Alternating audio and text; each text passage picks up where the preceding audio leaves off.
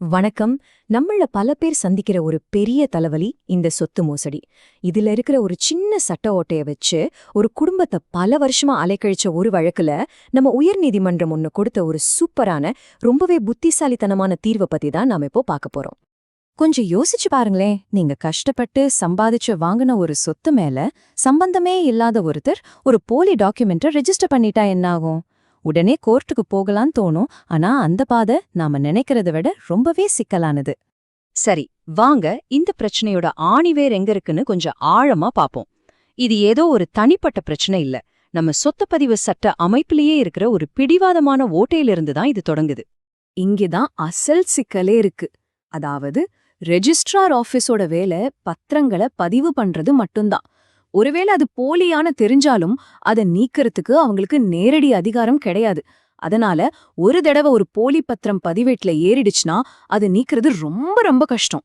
இதனால என்ன ஆகுது தெரியுமா?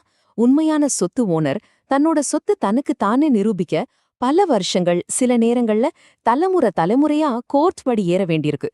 இது மன உளைச்சல மட்டும் இல்ல, அவங்களோட மொத்த சேமிப்பையும் கரைச்சிடுற அளவுக்கு செலவையும் வைக்குது. இந்த சட்டச்சிக்கலோட தீவிரத்தை நம்ம முழுசா புரிஞ்சுக்க வாங்க ஒரு நிஜமான கேஸ் எடுத்து பாப்போம். ஒரு குடும்பம் தங்களோட சொத்துக்காக கிட்டத்தட்ட பல 10 வருஷங்களா எப்படி போராடினாங்கன்னு தெரிஞ்சுக்கிட்டா இந்த பிரச்சனையோட ஆழம் நமக்கு புரியும். முதல்ல அந்த குடும்பத்தோட பக்கத்தை பாப்போம். 1971ல அவங்க மூதாதையர் நிலம் வாங்கியிருக்காரு. அதுக்கப்புறம் 1988ல ஒரு கோர்ட் கேஸ்ல ஜெயிச்சிருக்காங்க. 1999ல அரசாங்கமே அவங்களுக்கு பட்டா கொடுத்திருக்கு. அது மட்டும் இல்லாம 2003ல இன்னொரு கேஸ்லயும் அவங்களுக்கு சாதகமா தீர்ப்பு வந்திருக்கு. ஆக அந்த சொத்து அவங்களோடதுதான்னு சொல்றதுக்கு இதை விட வேற என்ன ஆதாரம் வேணும்? எல்லாம் சரியா போயிட்டு இருக்குன்னு நீங்க நினைக்கலாம். ஆனா இங்கதான் கதையிலே ஒரு பெரிய ட்விஸ்டே வருது. இவ்ளோ தெளிவான உரிமை இருந்தும் ஒரு பெரிய மோசடி அரங்கேறுது. இந்த 2 பக்கத்தையும் ஒப்பிட்டு பாருங்க.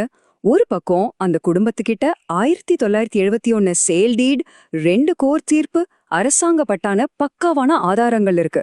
இன்னொரு பக்கம் எதிராளிங்க என்ன பண்றாங்கன்னா இதை எல்லாத்தையும் கண்டுக்காம 2015ல எந்த விதமான சட்ட உரிமையும் இல்லாம ஒரு செட்டில்மெண்ட் பத்திரத்தை பதிவு பண்றாங்க. இது எவ்வளவு பெரிய அநியாயம்னு பாருங்க. இந்த வழக்கு உயர்நீதிமன்றத்துக்கு வந்தப்போ அவங்க ஒரு பெரிய தர்ம சங்கடத்துல மாட்டிட்டாங்க. ஒரு பக்கம் பட்டப்பகல்ல ஒரு அநீதி நடக்குது, இன்னொரு பக்கம் சட்டத்துல இருக்கிற ஓட்டைகள் கைய கட்டுது. இதுக்கு எப்படி ஒரு தீர்வை கண்டுபிடிக்கிறது? அப்போ நீதிபதி சொன்ன வார்த்தைகளையே கேளுங்களே.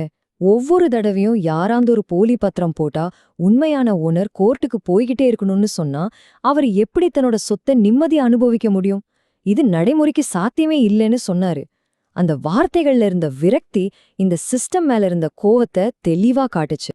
இந்த சிக்கலை தீர்க்கறதுக்கு கோர்ட் ஒரு பவர்ஃபுல்லான சட்ட வார்த்தையை கையில எடுத்தது.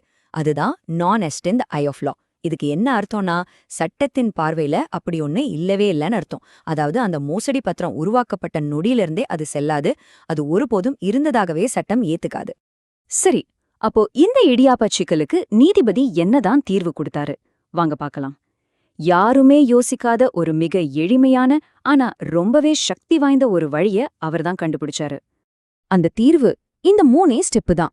முதல்ல கோர்ட் அந்த போலி பத்திரத்தை நானெஸ்ட், அதாவது செல்லாதுன்னு அறிவிச்சிடுச்சு. 2வதா அந்த குடும்பத்துக்கிட்ட இந்த தீர்ப்போட காப்பிய நேரா சப் ரெஜிஸ்ட்ரார் ஆபீஸ்க்கு எடுத்துட்டு போக சொல்லுச்சு. கடைசியா அந்த சப் ரெஜிஸ்ட்ரார் கிட்ட இந்த கோர்ட் ஆர்டரையே ஒரு புது டாக்குமெண்டா பதிவு பண்ணுங்கன்னு உத்தரவு போட்டுச்சு. இந்த தீர்வோட அசல் புத்திசாலித்தனமே இங்கதான் இருக்கு பாருங்க. கோர்ட்டோட தீர்ப்பையே ஒரு பத்திரமா பதிவு செய்யும் போது என்ன ஆகுது? சொத்து பதிவேடுல ஒரு புது அதிகாரப்பூர்வமான என்ட்ரி உருவாகுது. இந்த புது என்ட்ரி அந்த பழைய மோசடி பத்திரத்தை தானாவே செல்லாததா ஆக்கிடுது. ரொம்ப சிம்பிளா சொல்லணும்னா, ஒரு பொய்யான டாக்குமெண்ட்டை ஒரு உண்மையான டாக்குமெண்ட்டை வச்சே காலி பண்றது. இந்த ஒரு தீர்ப்பு அந்த ஒரு குடும்பத்தோட பிரச்சனையை மட்டும் தீர்க்கல, இது சொத்து மோசடியால பாதிக்கப்பட்ட லட்சக்கணக்கான மக்களுக்கு ஒரு புது வழிய காட்டுது, ஒரு புது நம்பிக்கையை கொடுக்குது. அப்போ கோர்ட் ஆர்டரையே ரெஜிஸ்டர் பண்ற இந்த முறை இனிமே சொத்து மோசடிக்கு எதிரான ஒரு பெரிய ஆயுதமா மாறுமா? இது நம்ம எல்லாரும் யோசிக்க வேண்டிய ஒரு முக்கியமான கேள்வி.